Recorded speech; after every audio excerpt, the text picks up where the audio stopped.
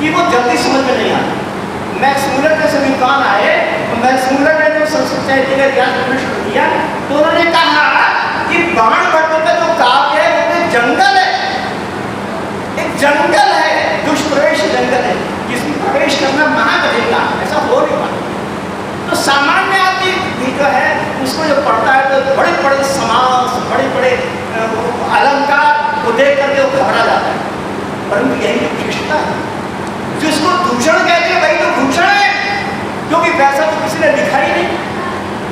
जो चीज किसी भी ने भी ना लिखी हो वही ना होता है असाधारण। असाधारण तो होता है जो कि अन्य ने काम न किया हो।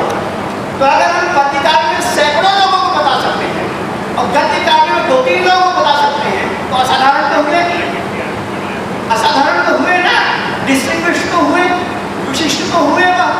इस प्रकार से उन्होंने असाधारण काव्य दिखाया।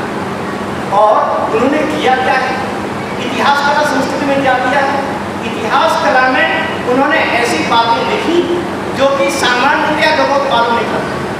मैं आपको बताऊं कि आपने पुराना जो ग्रंथ है उनमें केवल इतिहास की लिखने की परंपरा नहीं थी। जब जब इतिहास लिखा गया पुराने ग्रंथों में तब तब काव्य के साथ इतिहास को मिला के लिखा गया। अपने अंग्रेजों ने तो कहा, पाश्चात्य विद्वानों ने कहा कि केवल इतिहास की धारणा को लेकर सबसे पहले 11वीं शताब्दी में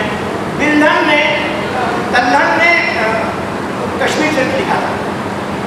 तो वो सबसे पहले इतिहास था 11वीं शताब्दी। उससे पहले के भारत में जितने भी काव्य हुए वो काव्य और इतिहास को मिलाकर, रामायण क्या है, काव्य भी है इतिहास भी है, महाभारत क्या है, काव्य भी है इतिहास भी है। केवल और केवल इतिहास को बनाने वाला ग्रंथ अभी तक इससे पहले था नहीं। और वही काम बाणभट्ट ने भी किया, काव्य को मिला के इतिहास लिखा है। जो भी इतिहास लिखा वो काव्य को लेकर, परंतु फिर भी इतना होने पर भी बहुमूल्य है। बहुमूल्य इसलिए है कि उस इतिहास को लिखने वाले भी कितने लोग थे। आज से 1400 वर्ष पहले 7वीं शताब्दी में कितने लोगों ने कन्नौज का इतिहास लिखा है, कितने लोगों ने विंध्य का इतिहास लिखा है। अगर विंध्य के इतिहास लिखने वाले इतने कम लोग थे और उसमें बाणभट्ट ने लिखा तो सबसे बड़ी बात वो हो गई। देखिए, जो प्राचीन काल की बातें 2 तरह से याद रहती है। एक तो मूर्ति बनाई जाए दृश्य के रूप में, दूसरी पुस्तक बनाई जाए, ग्रंथ बनाया जाए। ग्रंथ बनाने में 7वीं शताब्दी में विंध्य का इतिहास लिखने वाले कितने लोग हैं, हम इतिहास के लोग भी नहीं बता सकते कितने लोग हैं, बहुत कम लोग कहते हैं। तो हेमसांग आया था जब कन्नौज में, वो हेमसांग आया था, हेमसांग ने यहाँ की बातें लिखी थी। तो एक हेमसांग हो गया, एक श्वानचांग हो गया और बाकी 1-2 लोग जिसमें नहीं पता। परंतु केवल बाणभट्ट ने संस्कृत में जिस प्रकार की रचना की उससे इतिहास मालूम चलता है, उससे पता चलता है कि विंध्य कैसा था।